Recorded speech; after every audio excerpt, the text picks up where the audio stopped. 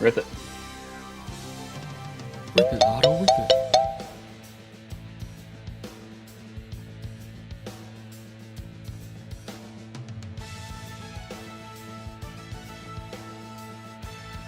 All right, we got some music rolling. Welcome back. We are back. Two fans, one.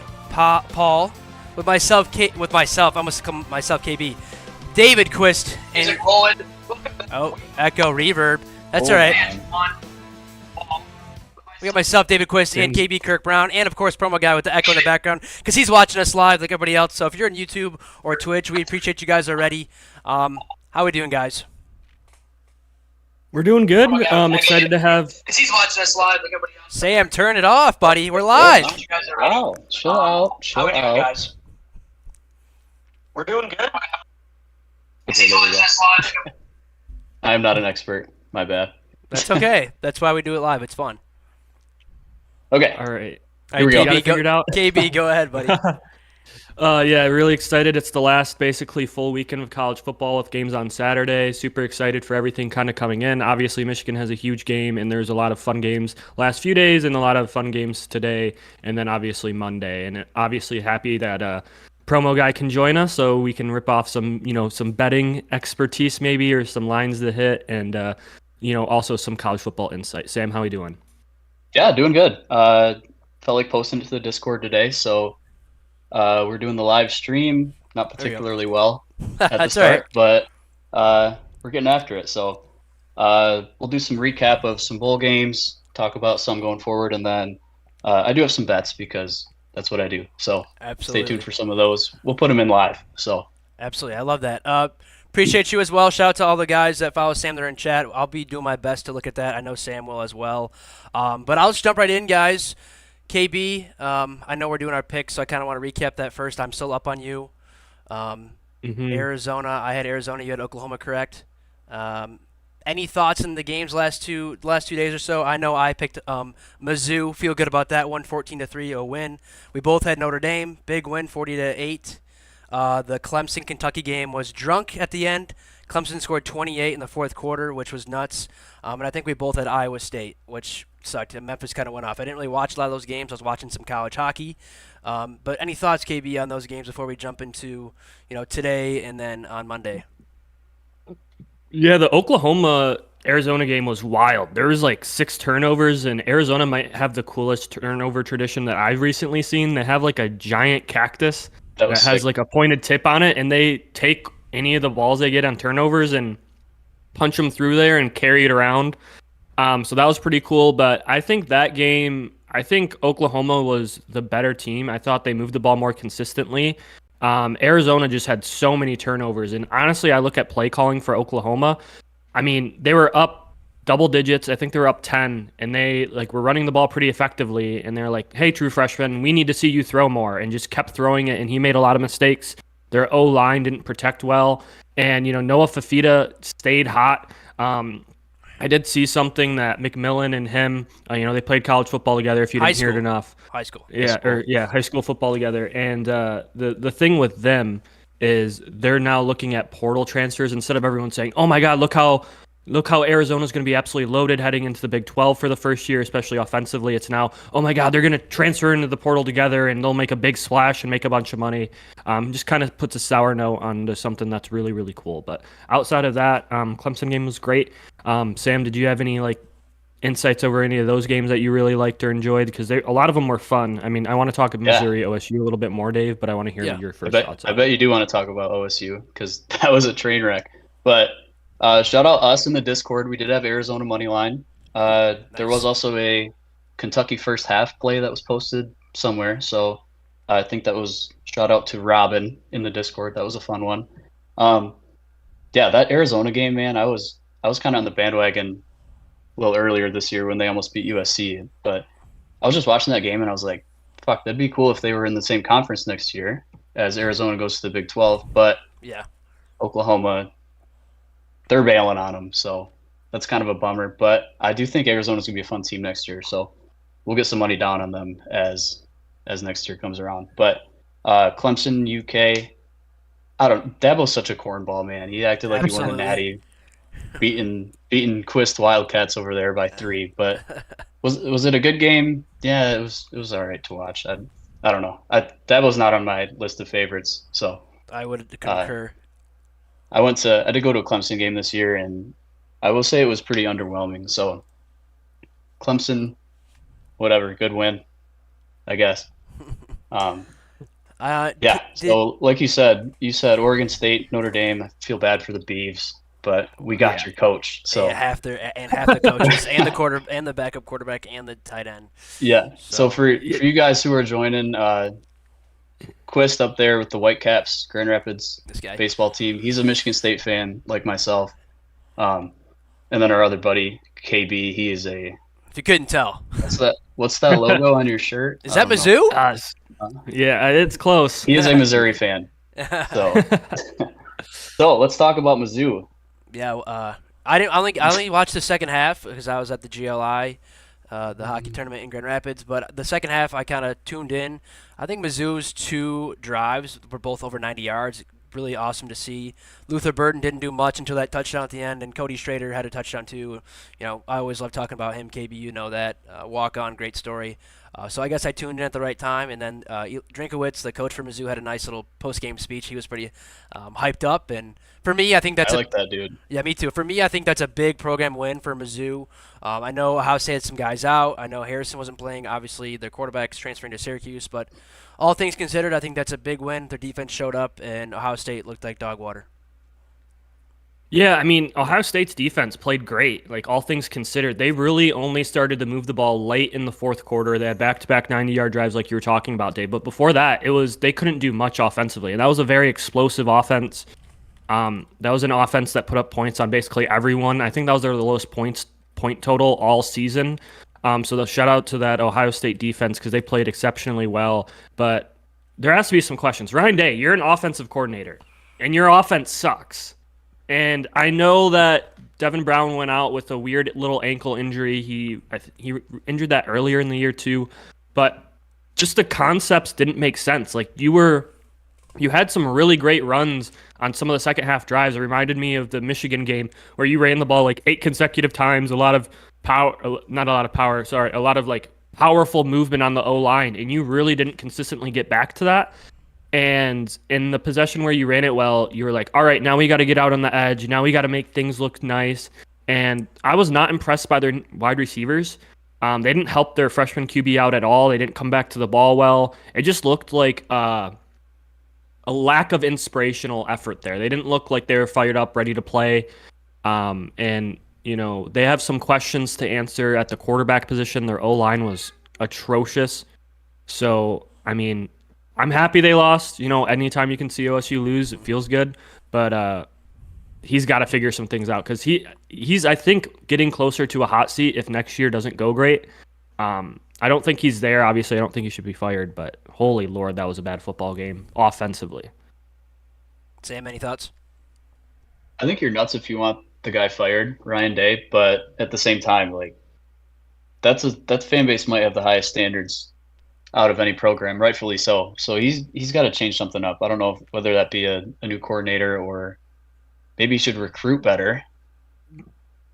Not actually, because they get the best roster in the fucking world. But I don't know. It's nice to see them lose. It's nice to see them struggle. Those fans have it real easy, so they can go through some crap that we go through. Yeah, I'm fine with it. Real struggle with 10 or 11 wins.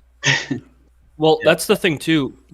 Sam, you mentioned fire the OC. Ryan Day took the offensive coordinator job away from Hartline, who was their wide receiver coach that got elevated because he's the best wide receiver recruiter and developer in the country probably.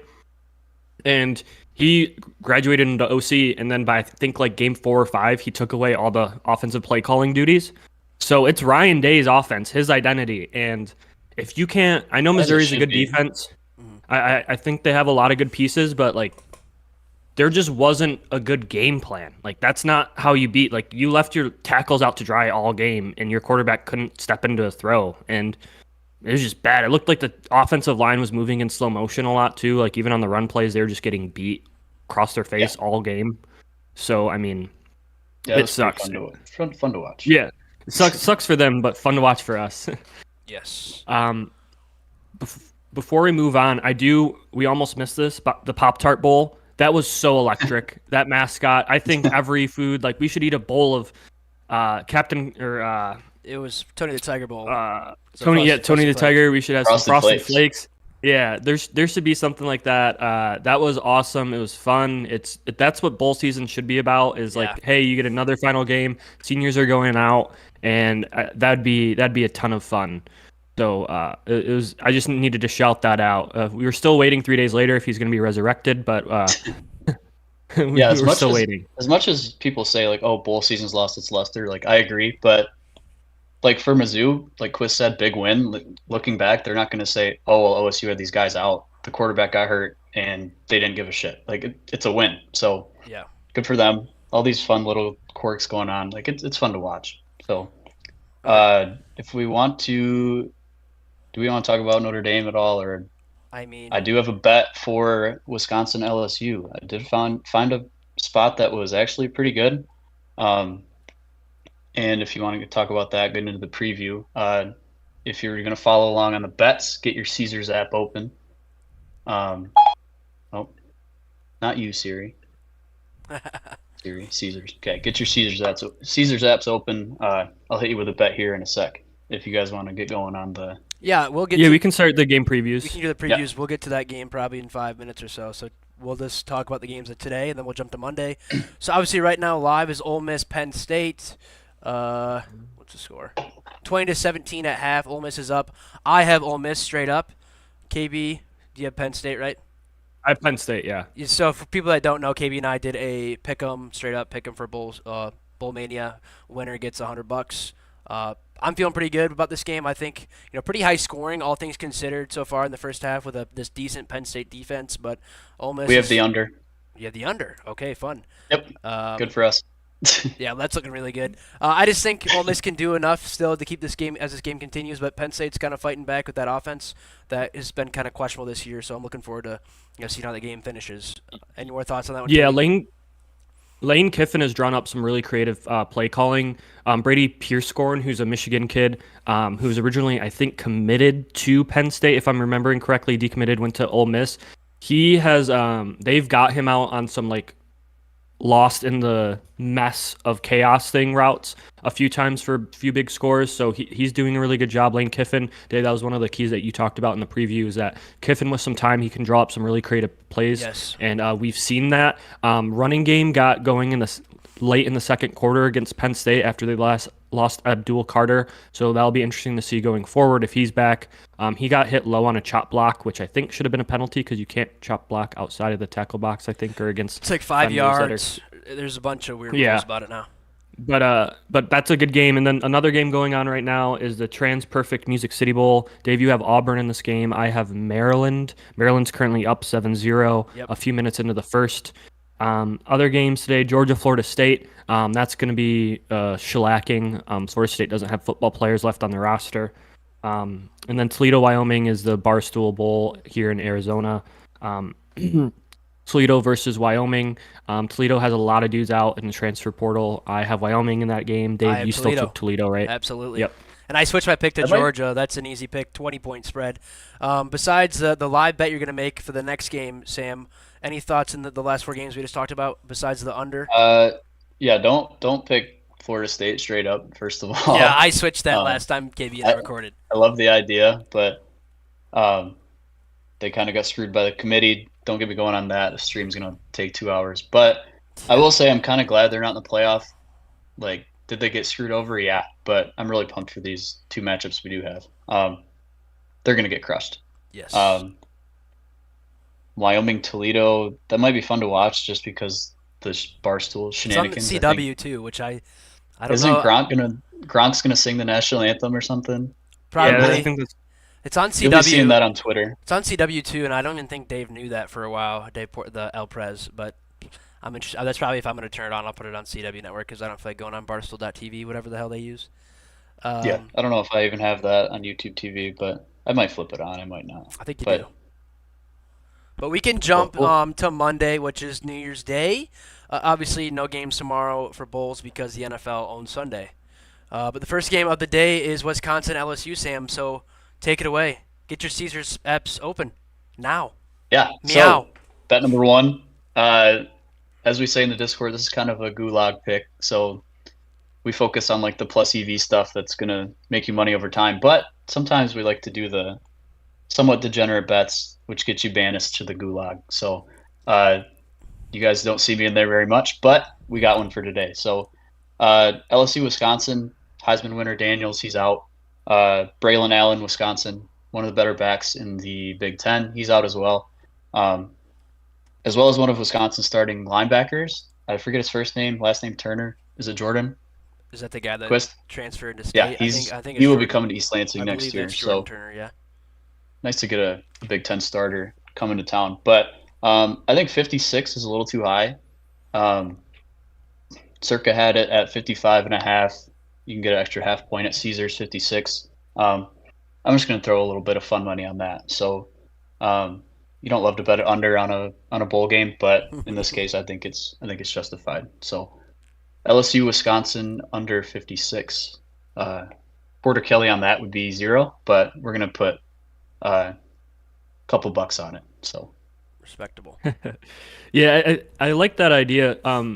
I think for Jane Daniels Wisconsin being out too is got to play. Yeah, and Wisconsin's defense hasn't been great. I don't know if Neighbors or Thomas, but Wisconsin hasn't been a great team. I think they're going to struggle to move the ball even against a very, very, very bad defense in LSU. I just overall, Big Ten West teams suck. It's basically the equivalent of all the ACC right now.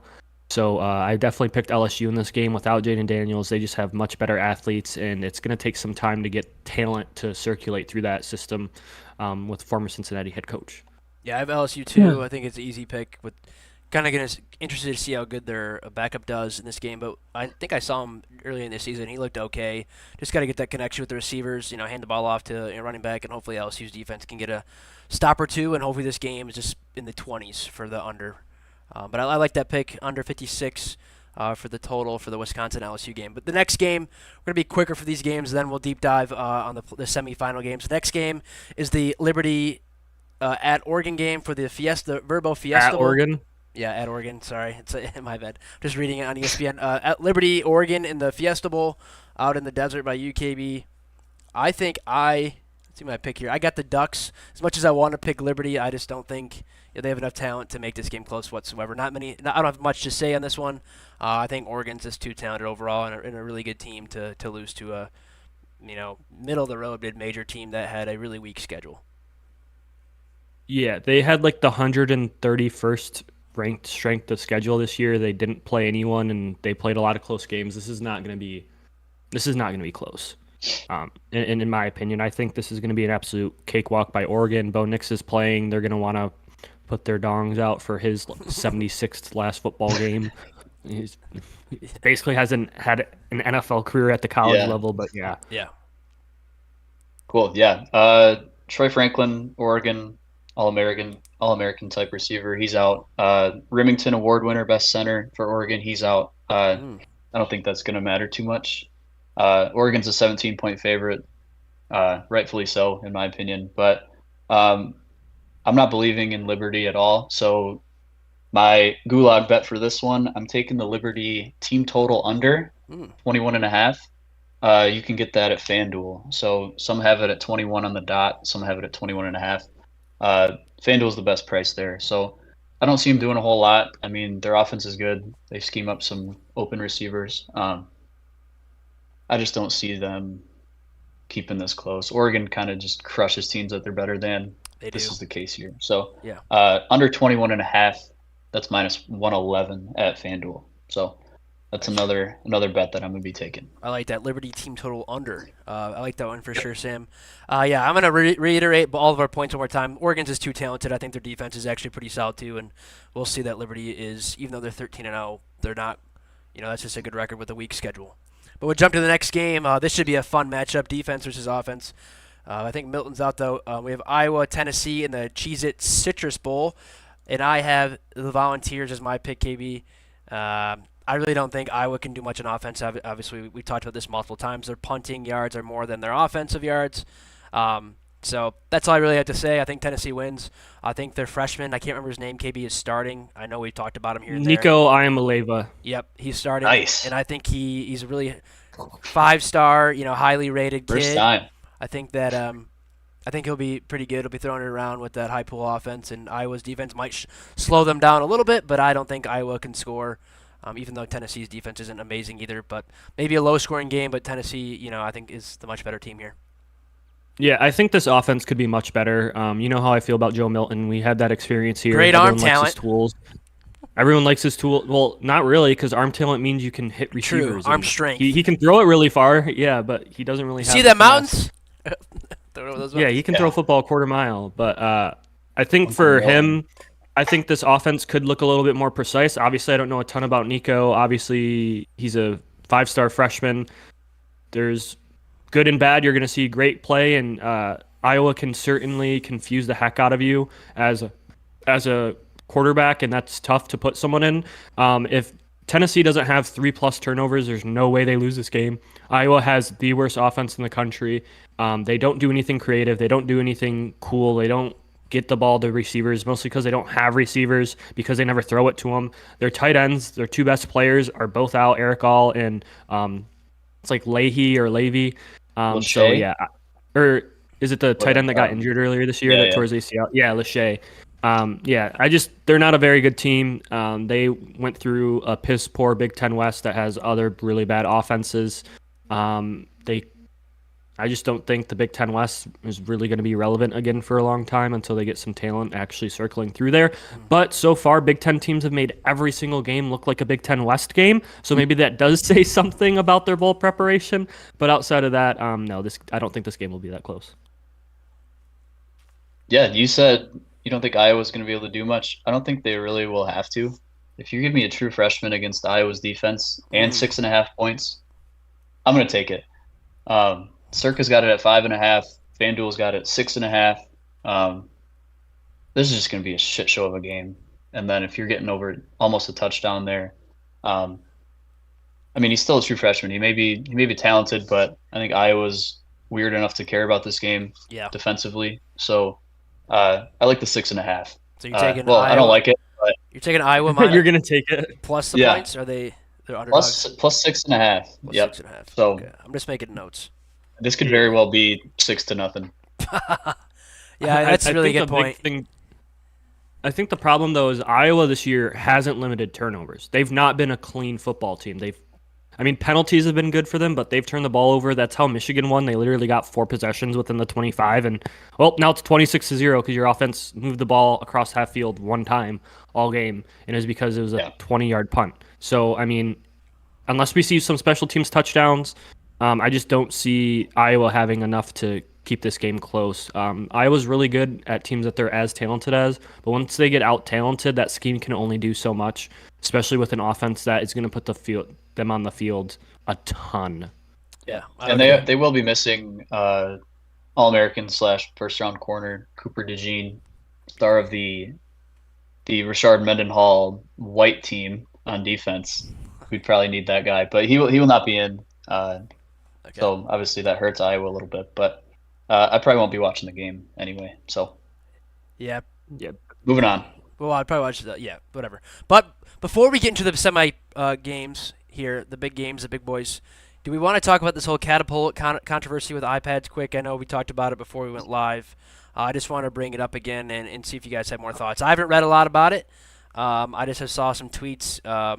People saying it's Ohio State guys that run the company, and nobody's using iPads now because of this whole thing, but you guys might have more information than I do. Yeah, I think getting conspiratorial and saying, oh, it's OSU because guys are connected to the company doesn't do much. I think we'll figure out what happened. There's a lot of rumors flying out there, but I think it could be more widespread than even we think. It sounds like there's a security error where people could kind of access other teams' practice film because it's all stored in the same cloud server.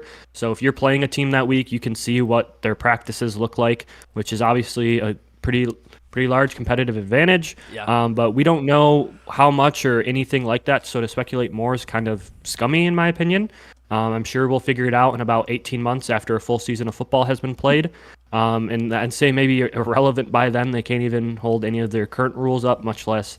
So it's kind of just a shit show. But I'm excited because anything that's kind of done behind the scenes like that needs to be brought to light, and then you need to get punished if you're punished. So I just want to know why Connor Stallions would do this again, and hopefully we'll figure that out. But no, I have so much fatigue on this. Honestly, college football in general, the news is just more and more absurd every day. So we'll find out. The NCAA will find out, and they won't do anything. In a year. So, I did see a funny and then meme. we can punish the new kids who weren't there when it happened. Now that you brought up Right. Connor Stallions, I saw a funny meme of like when he was on the sideline for the Central game. It was the Pop Tart mascot was behind him. It was funny, but The Pop Tart memes are really good. yeah, they're great. Yeah, I'm really curious to see how this pans out. We all know the NCAA takes their sweet time. They're taking their sweet time with the whole Michigan investigation. They'll probably take their sweet time with this catapult stuff. So, give it a year, and we'll probably know what's going on. Hopefully, it takes less time, but at this point, everybody's probably cheating a little bit here and there. I think Michigan did more than most teams, but everybody's kind of trying to get that advantage, whatever that is. If you're popping some kind of steroids, I bet you guys are doing that in cycling, but that's a conversation for another time. But 100%. that's a conversation for another time. But let's jump into talk to college baseball players about steroid Yeah. use. Yeah. But let's jump into these semifinal games here. This will be the chunk of the live and the podcast. So if you're listening and tuning in, we appreciate you guys. I'll say it again. Feel free to, if you're in YouTube or Twitch, feel free to throw some questions out. I'll do my best to look. We can always answer questions. Give us some questions. We can always fellas. answer questions Jeez. at the end. But we appreciate you guys tuning in and listening to Promo Guys picks. But we're gonna go to Got the a bunch first. of you just sitting there, so speak up. I appreciate the views, though. I'll take that shit all day. But the first semifinal, the granddaddy of them all, the Rose Bowl presented by Prudential. I love all the I just hate all this bullshit with the names and shit. But we got Alabama, Michigan. I got current spread numbers, and we can jump into it, boys. I got Michigan -2 favored over under. This is ESPN bet 44.5. I got Bama here. As my pick, I'm kind of a homer. I'm super biased. I hate Michigan with a passion. If you haven't listened to us talk before, it's pretty evident. So fuck Michigan. I'll get that out of the way. But I think I was talking to some of my buddies yesterday when we were out and about. I just think Milroe being athletic causes problems for Michigan. I know that's been a thing we've talked about in the past. When Michigan sees an athletic quarterback, sometimes things can happen. This could be a really low-scoring game. Both teams have had 3 weeks to prepare. Both defenses are really good. I just think Bama has a slight advantage with the quarterback, and I think this has been a great year of coaching by Nick Saban. As much as I, hate seeing Bama win over and over again, where they were in the first 3 weeks of the year compared to where they are now, they're a completely different team, a much better team. And shout out Tommy Rees for, doing a hell of a job and figuring out that offense. But I'm gonna take Bama just money line because that's my pick for our pick'em. But I'm looking forward to this game. I think this will be a fun game. Great matchup. Yeah, I got Michigan here. Try not to be biased when I make these picks. 2 years ago when Michigan played Georgia, I had Georgia. I was like, this game is maybe close for a half, and then Georgia pulls away because I thought they were a much better team after watching it. I think this is a very evenly matched game. I think whichever side you choose, it's a good decision because it's going to come down to a few low bounces, honestly, that'll decide this game. I don't think that there's a ton of evidence that one team is significantly better than the other. I think that it really comes down to what team can really exploit the other team's weaknesses. So we'll get into stats and get into the preview, but overall, I think this is going to be a hell of a matchup, and it's the granddaddy of them all, like you said, Dave. So shout out to that. Yeah, I haven't watched these teams a whole lot this year. Whether KB will be back. Don't worry. Go ahead, Sam. Where'd he go? Okay, whatever. Whether it be I'm at an MSU game or a different game, I haven't seen a whole lot of either of these teams. But from some of the research I've done, this might be the best set of corners on both sides. The best matchup that we've seen in a while. Obviously, Bama's got Kool-Aid McKinstry, all-name team. Absolutely. Will Johnson for Michigan, I'm super impressed with that guy, mainly because you don't even hear about him. If you watch a Michigan game, they just don't throw to one side of the field. So maybe the best top 2 corners matchup that I've seen in a while. I don't know if Saner's still number 0. I don't know if he's just kind of jack of all trades defensive back, but I'm sure he could go out on the outside. He's electric. He finds the ball. He's just hard hitter. Super impressed by that guy, number 0. Mhm. I think the key there, if Michigan can get Donovan Edwards involved in the pass game, which I think they have in the past, that's kind of going to help out a little bit. And then Colston Loveland, the tight end, I've kind of liked that guy since he's a sophomore now, KB? Yeah. Yeah. He good route runner. He seems to be open, good hands. I think he'll have to get him involved too. But as far as containing Milroe, I'm not sure a whole lot about Michigan's defense outside of the corners, who I've been impressed with. Obviously, when you watch them against MSU, everyone looked like an All-American, so We suck. no real insight there. I think the coaching matchup here, obviously 2 elite football minds. Harbaugh's kind of a dweeb, but you can't really argue with his results. Obviously, Saban is one of the GOATs. You give them both a month to kind of scheme some stuff up. I think the first quarter might be kind of fun. Maybe some gadget plays or some schemes that are like kind of different than their normal tendencies. I think they might score a little bit in the first quarter, but I think it's going to tighten up quite a bit as the game goes on. Both coaches really good in prep, really good in game. So I see this one being a little more low scoring, maybe like 20-17, but I do have the Blue guys winning this game. Ooh. Yeah, I can help you out. So on some of the stuff, I'm not going to call myself an expert, but I do know basically everything about Michigan. Sainristil will bounce outside if one of the 2 corners is struggling and or out. So when Will Johnson got injured in the OSU game, Sainristil went outside, and then Jaden McBurrows, who I think is a redshirt junior, he jumped inside. He's a little bit bigger of a body, but Sainristil is really playing in that plus nickel position. They'll blitz him a lot, really impressive. But has defensive... McBurrows recovered from the murder when he was killed last year? Yeah, he got an interception in the MSU game. I'm sure you probably stopped watching because it was a murder, but yeah. Yeah, so it sucks that those MSU players were not executed for their role, but honestly, on the spot. Jesus Christ.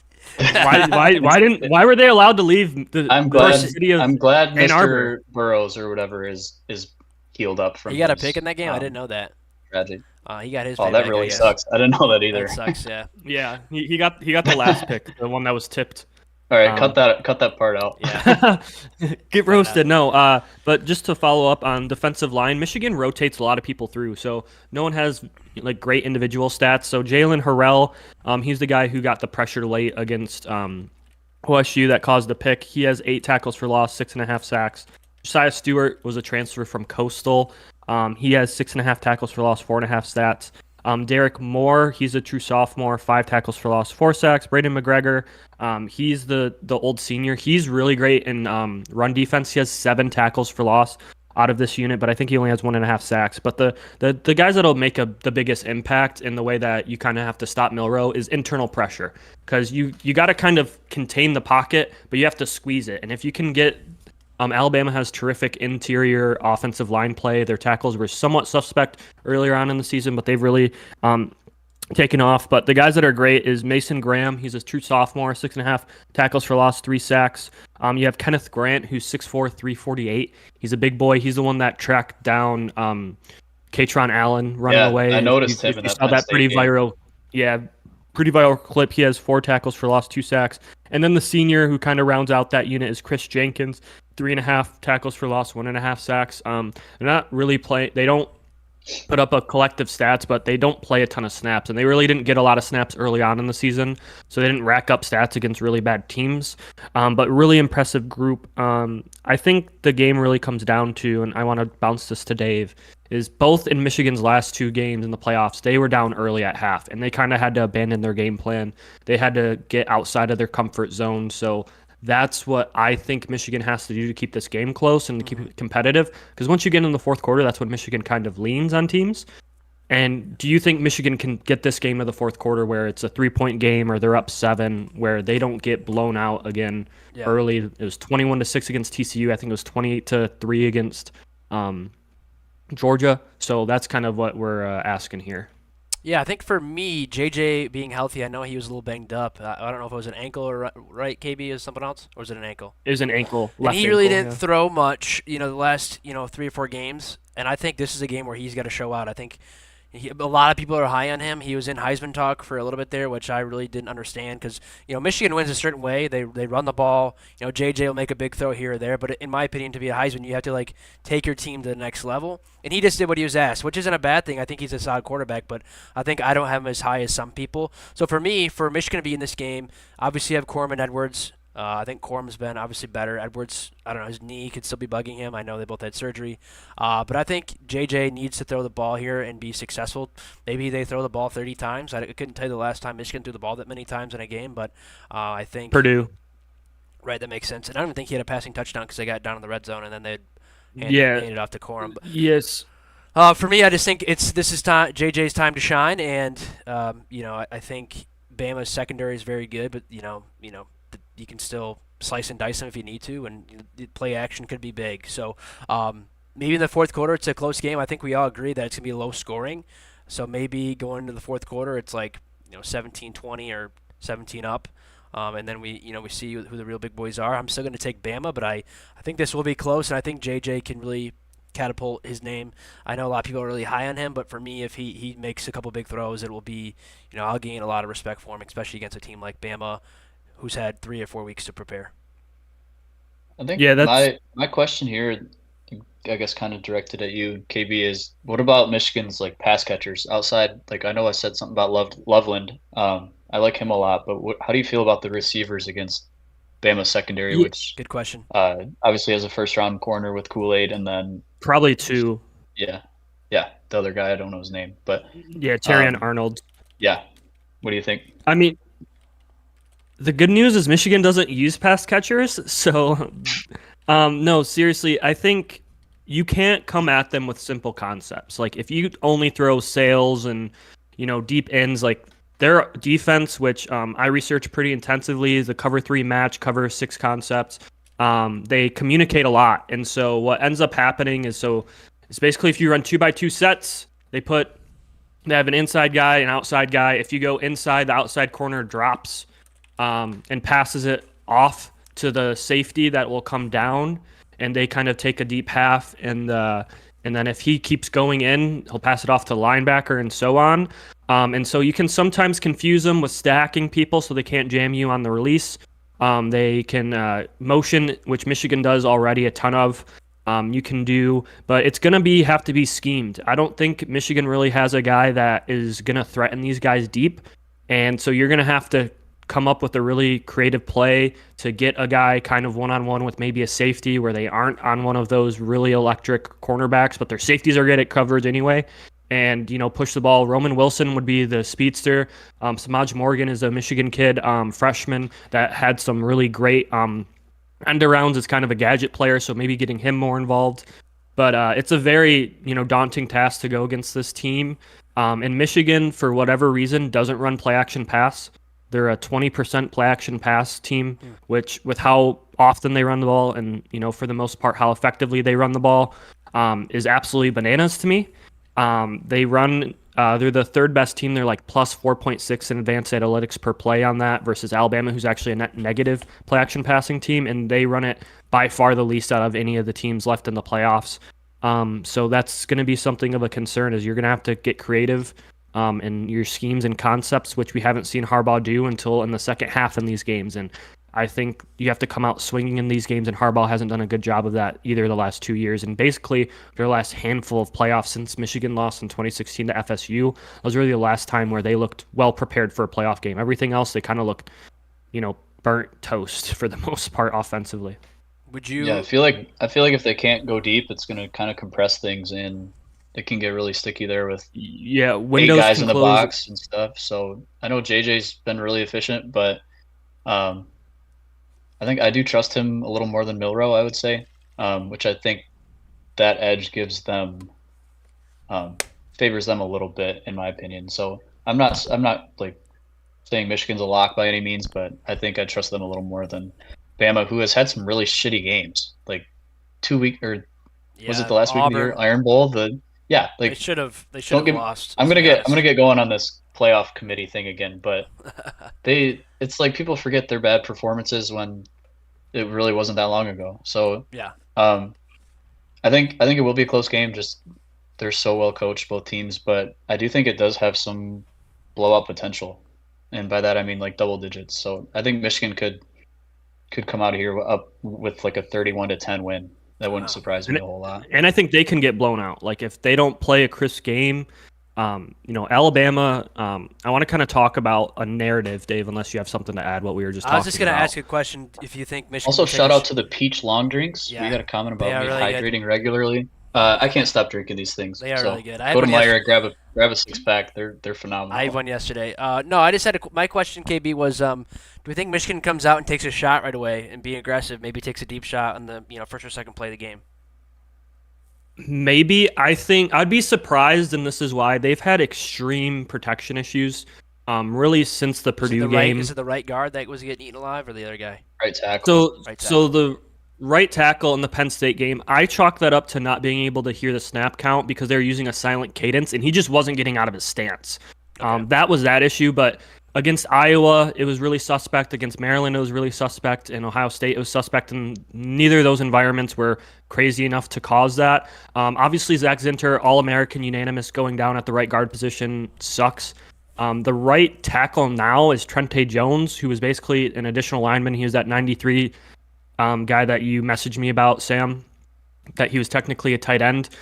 Yeah, I thought he was a D lineman. Game. Yeah, he is. Well, he's not a D lineman. He's an O lineman. He's a tackle. But he's, in my opinion, a better pass protector. He's more athletic. He's longer. And Carson Barnhart is more of a guard build.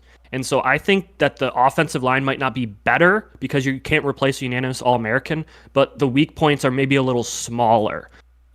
So I don't think, though, Dave, because they need to make sure that they can protect. Mm-hmm. They need to prove themselves that they can protect before they just drop JJ back on a 6-step drop that takes 2.5 seconds to develop, and all of a sudden you have what's his name? Damn it, Dallas Turner. I was gonna bring Dallas Turner or Justin. He's a menace. Justin, he's the guy that Obligé or Braswell just in his mouth.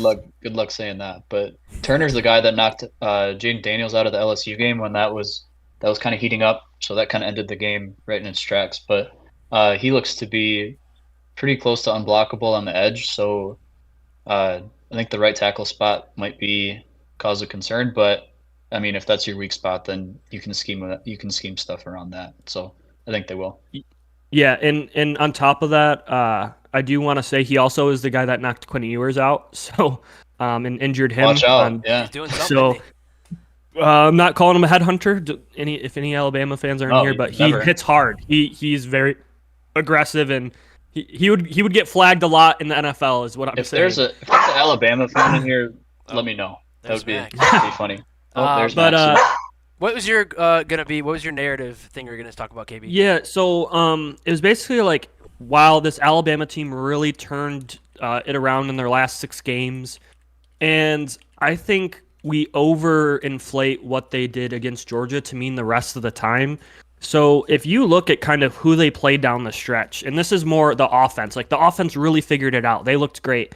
Per advanced analytics, per like EPA per play.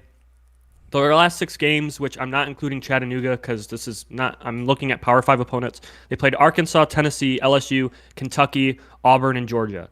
Defensively, they played the 40th, 30th, 124th, 70th, and 63rd ranked teams. 36th, so their best team they played was Tennessee, and they scored 34 points, which was 7 above. Tennessee's season average against Power 5 opponents, and that was, the strip sack fumble. They really haven't exploded offensively against any good defenses. You saw basically what happened with Texas, and I just don't think that there's these great defenses in the SEC that we're used to. Mm-hmm. I see at least every few plays someone running wide open, like someone just free as day, no one near them. And I don't think you're necessarily going to get that against Michigan. I think that their defense, they haven't held a single, in their last 6 games, they haven't held anyone under 20 points. So I see a lot of narratives about Michigan not being able to score 20 points. I think 20 points is probably the ceiling, somewhere in there. I know they have 3 weeks, but so does Michigan. So I just think that this narrative that, wow, they really turned it over, they kind of launching this next epsilon of energy. I mean, is really taking what they did against Georgia and backtracking it against all their opponents. Jalen Milroe's completing is allowing, or their defense is allowing 60% completion percentage, less than 200 yards, 8 TDs, but they're allowing 142 rushing yards per game over their last 6 games. And then Jalen Milroe, who's played better, but the splits is really he was completing around 60% of his passes, and he's just over 62%. The big difference is big plays and guys running free and them using his legs to extend plays. That's really been the big difference. I don't think Tommy Rees, looking back, has really figured it out, quote unquote. I think Milroe has just been able to be such an electric lightning rod. No one rushes the passer. They don't have to worry about blitzers. They take 1 to 2 guys out of coverage to spy him. And that makes things super easy for a quarterback in terms of getting to his reads and kind of throwing the ball. And so that's kind of what I've seen as the biggest difference, is they've been able to escape the pocket and he's made plays, but it hasn't been like Tommy Rees figured it out. He's making, magic now. Dave, your last point, this being Alabama's best coaching job, this team is by far the most talented team in the entire country. They're much more talented by Georgia. They're much more talented than anyone else in the country. So in my opinion, like, getting that out of them is the expectation. I think I would question that, Touché. but I don't know. I don't. by far, No, they it's are. pretty spicy. Team but- talent ranking Well, yeah, okay, is yeah. they're number one by far. They have the best on paper. They have the most talented team in the country. Getting them to achieve that talent isn't great coaching. It's your job as a coach. I will say, which- as Saban he's a damn good coach, but he said some really weird stuff. I don't know if you saw. I don't know if he was on I think it was on McAfee, where he kind of shit on analytics and stuff. Where he said, I forget the exact comment, but it was kind of a red flag. Like, you can shit on analytics all you want, but like when it comes down to it, that's like it's the best way to win a football game in the long run. So it's kind of like for the sports bettors in here, the analytics stuff, like sometimes it's not pretty and it makes you do weird shit, but so is like the betting that we do. Like last night we bet on, what was it, Scotty Barnes assists. Do I know who that is? Absolutely not.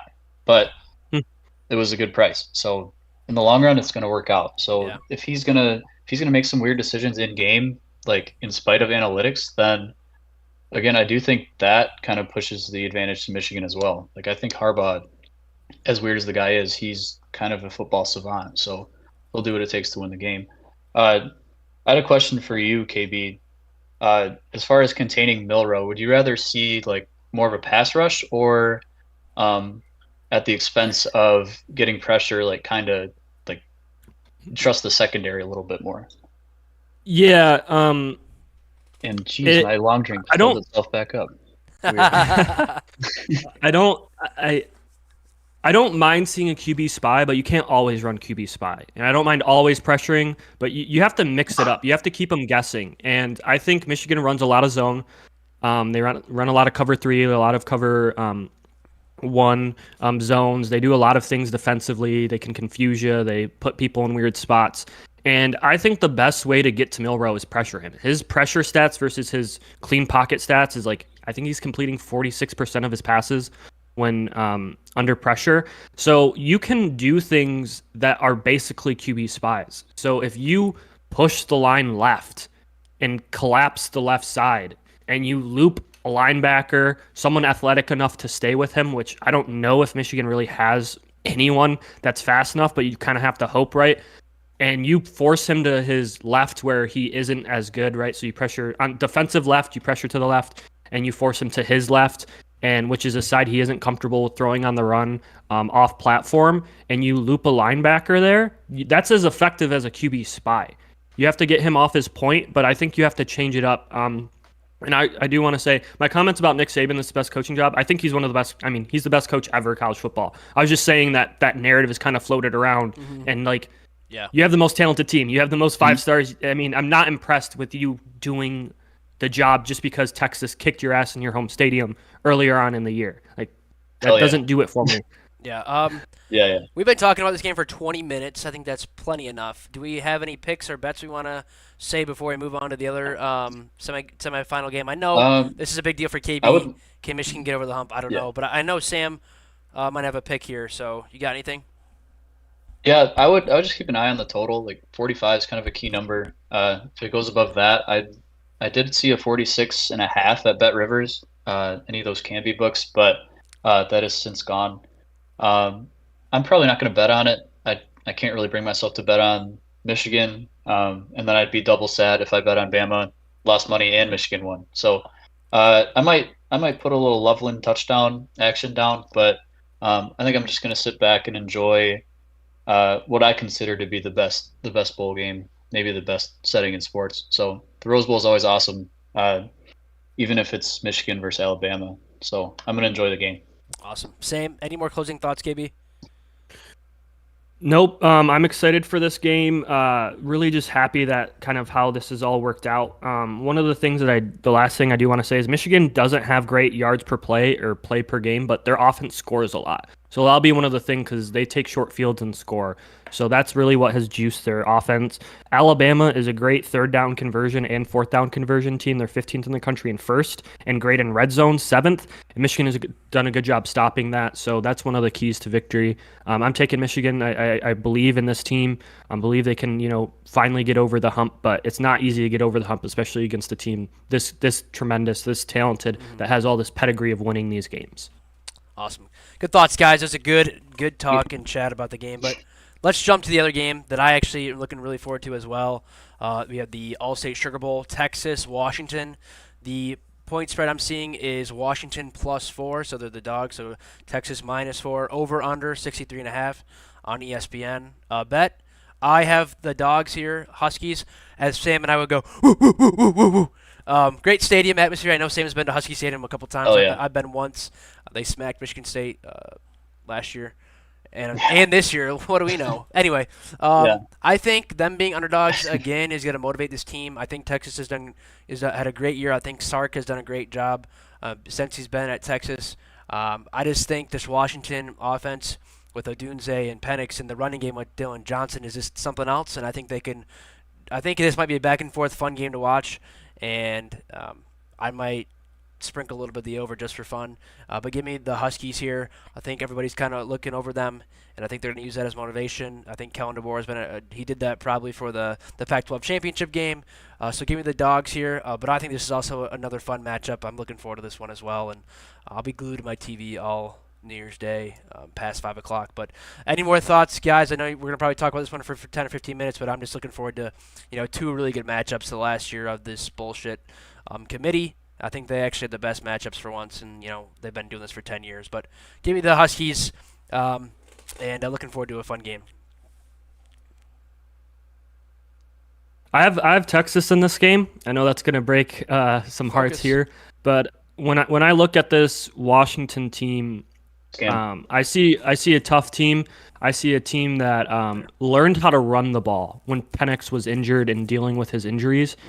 And that gives me some gratefulness, but you're not really going to be able to effectively run the ball against this defensive front. They're the best left remaining in the top 4 where they can clog up holes. I think tempo can be used in this game, especially effectively for Washington, but I think you give Sark this much time against DeBoer this much time. I think they're both going to have great game plans like we saw last year.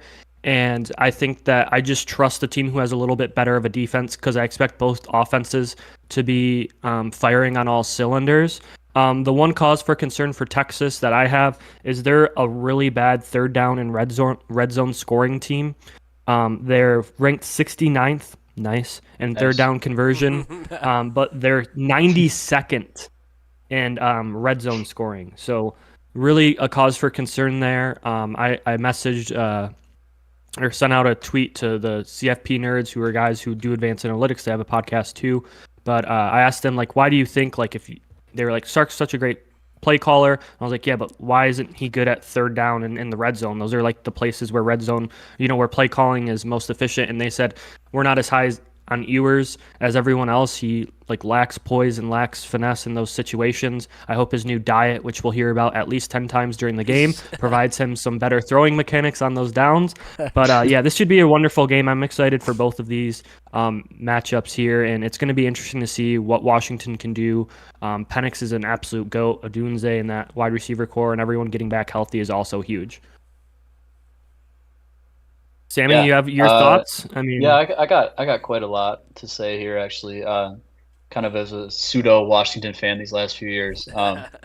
Remember the first podcast I went on, like as the sports betting guy, whatever.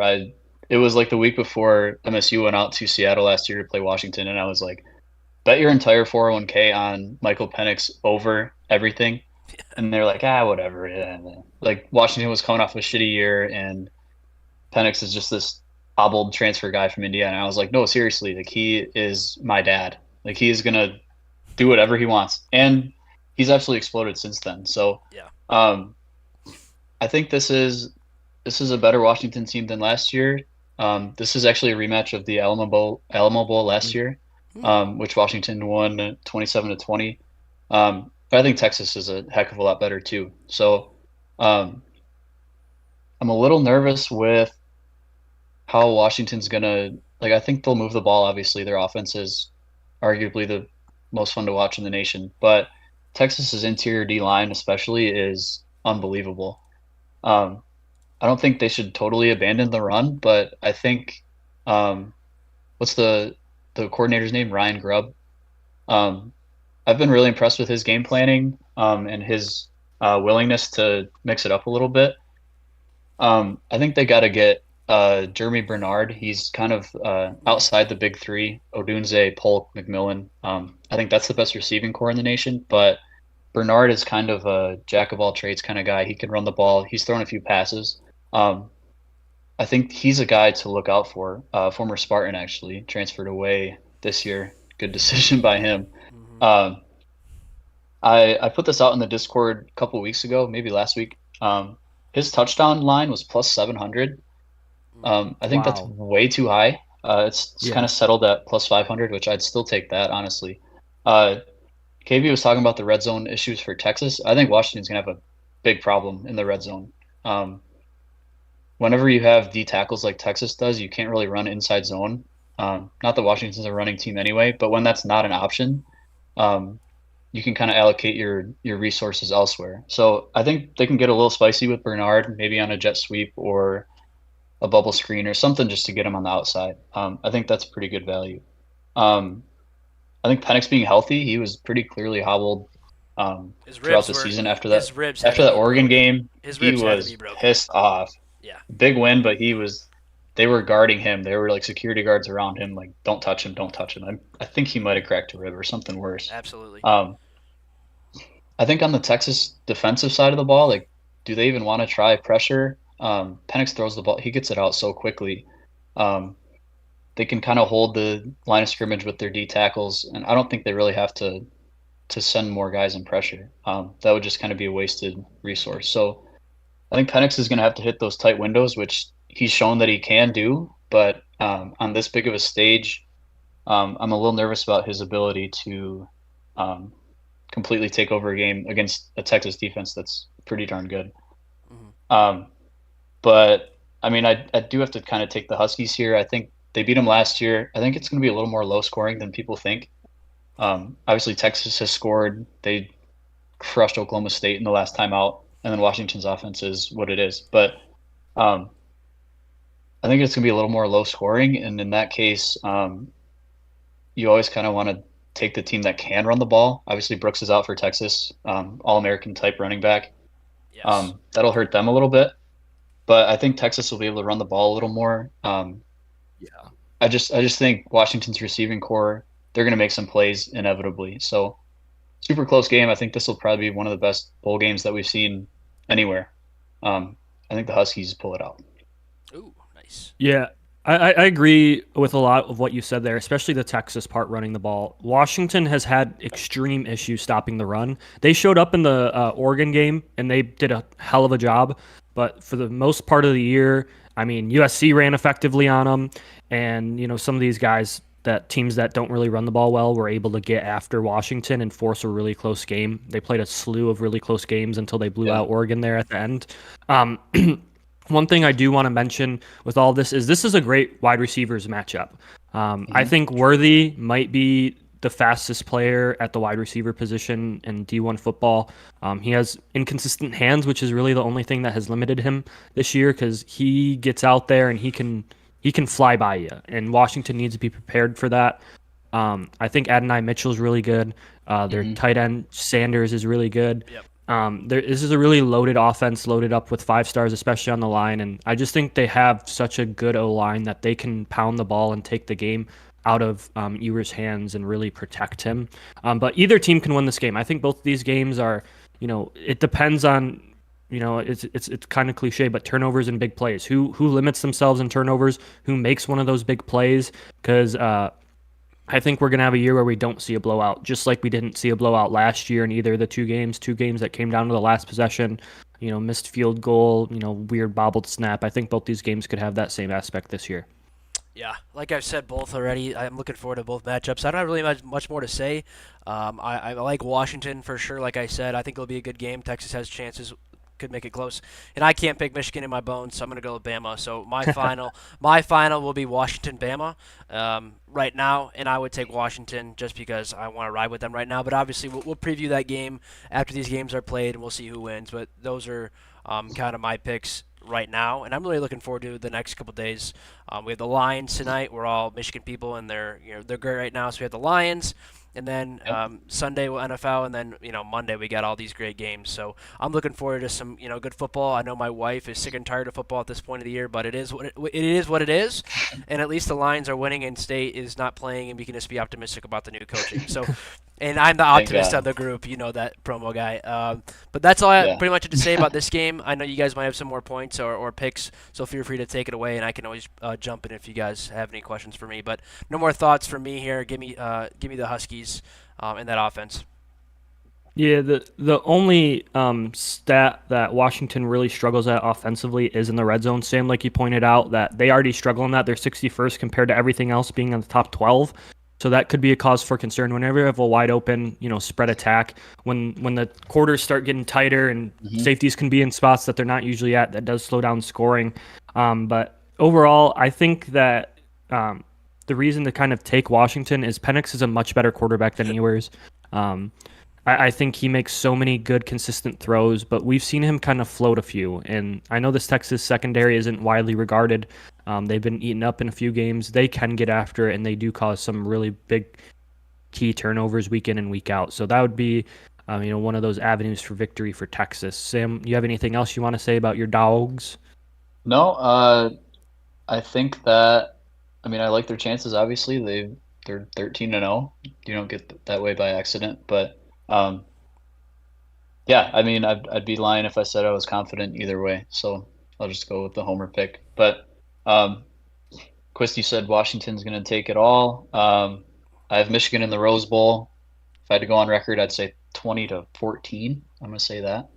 I think Washington takes the Sugar Bowl. I'm going to say 31-27. And then I'm not going to really comment on that Michigan-Washington matchup because that's going to hurt. But yeah, I do think that Michigan is going to be your national champion. Sad to say though that Georgia couldn't have won, and Michigan-Washington would have been playing 2-3 for the last year of the Rose Bowl in the Pac-12 Big Ten matchup. That would have been literally the cherry on top of everything.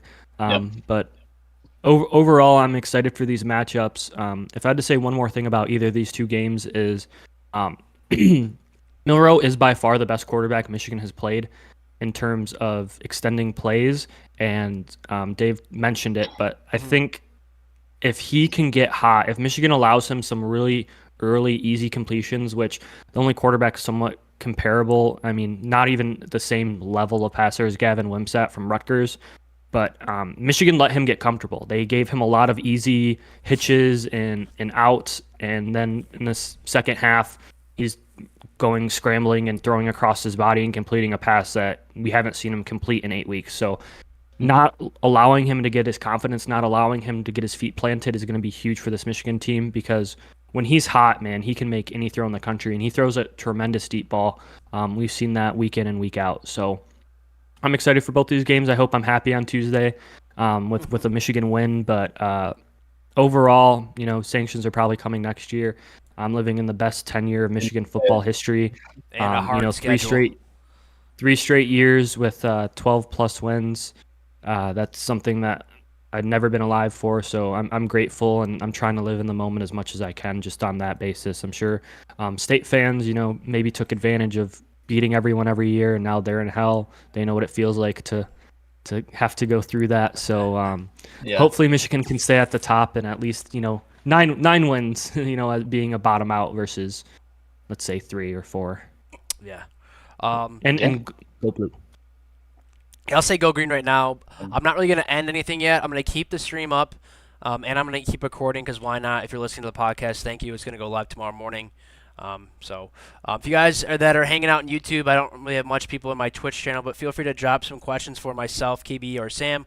We'll probably hang around for another 5 or 10 minutes. If there's no questions, we'll just end the stream here. But I'm going to grab some water. And if you guys want to, jump in the chat, feel free. This is kind of your guys' time to ask questions or, plug promo guy. I know he's probably made you some money. He's made me some money here and there. So feel free to hang out in the chat. And if nobody wants to say much, we'll just end it in a minute here. But I'm going to grab some water. Just want to say thanks to Sam for being here and KB per usual. But Sam, I know we go way back and always appreciate your thoughts and your bets, of course. So just had to say that one more time. And I'm going to grab some water. But feel free to pop in the chat, guys. Yeah, we're not hanging out here super long. So if you got anything, let me know. But if there's nothing, I'm not going to hang around. So, look at betting discussion. Oh, the drink from Meyer. Okay, so I am like a hipster with this drink. I was drinking it before it was cool. Long drink. It's this Finnish thing that somehow I read about a couple of years ago, and then I saw it in Meyer one day. Drank it, and holy shit, is it the best thing ever? So. KB can attest to that. Perfect golf drink when it's hot in the summer. Yeah, grab it. It's worth it's a gin-based drink. There's 3 variations. There's strawberry or not. Cranberry. There's cranberry. The main one, which is like citrus, which is grapefruit flavored, and then the peach one. All of them are tremendous. All of them are great. There's a zero sugar there's one. some of the best regular. Yeah, which is like a and then there's like a double alcohol one that's like double, which I don't there's really a black like the way it can. tastes, but it'll get you messed up. Am I affiliated with PlayStation now? Absolutely not. Team Xbox. Yeah, I used to be a PlayStation guy. They asked you to look at the betting discussion. Sam. Hold on. A little typo in the email. I do have an admin guy that does the emails and stuff, so don't blame me for that. I'm on Xbox. Funny story about Xbox. My gamer tag used to be Mel Tucker, the former MSU football coach. I did have to change that for obvious reasons. So now I'm Tom Izzo. If you want to send a message or two in the gaming channel, which we do have one. I'm dog shit at every video game, but I do have a good time. So this guy up here, KB, will carry you to as many dubs as you want in any game. So I used to, yeah. And I used to hop play on a lot with of us Call of Duty. sometime. We used to go hard, but KB and I also used to just go. We did a lot of ranked Halo last year.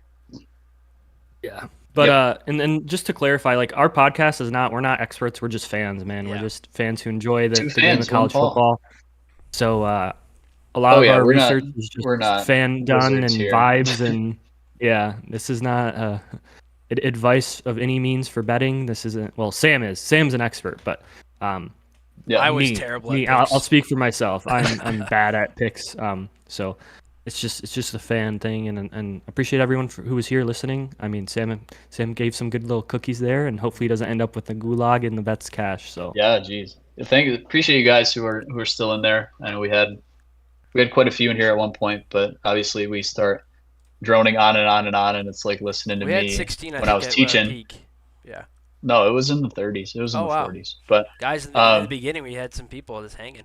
I'm a little long-winded, so I know why some people left. But appreciate you guys stopping by. A little Saturday afternoon, talking about my favorite sport. So looking forward to the games. If we don't have any questions here within the next minute or so, I'm getting off. Maybe they'll stick around, but I'm certainly not. I'm probably going to stop the stream at 1:15. Yeah, appreciate you guys. I'll get some bets out here in a sec, but I kind of take the Saturdays off, as you guys know. So, yeah, appreciate it. Yeah, I'm going to do it in a minute. Well, I'm going to stop it in a minute. So if anybody else has a quick question, feel free. But besides that, thanks again to everybody that's been in here. Thanks to KB. Thanks to Sam. We've been doing this this is our first year. It's been up and down, but we've been consistent. We're grinding, and feel free to, we're on Spotify, Two Fans, One Paul. Check it out. Check it out. Any listen is great for us. We're trying to get up, get some more listens, but it takes a grind and it takes some time to get there. So just plug that one more time and say thanks again, and I'll say go green one more time. KB, we got Go white. 30 seconds. You got anything else to say? Yeah, nope. I'll just say go blue, and hopefully Tuesday we're previewing a Michigan victory, and I get to stomp on some people's graves, so that'd feel nice. All right, sounds good. Appreciate it. I'm gonna end Okay. everything now. The stream and the recording. We'll talk to you guys later next week. Best of luck to everybody in their bets, and I hope Michigan loses. All right.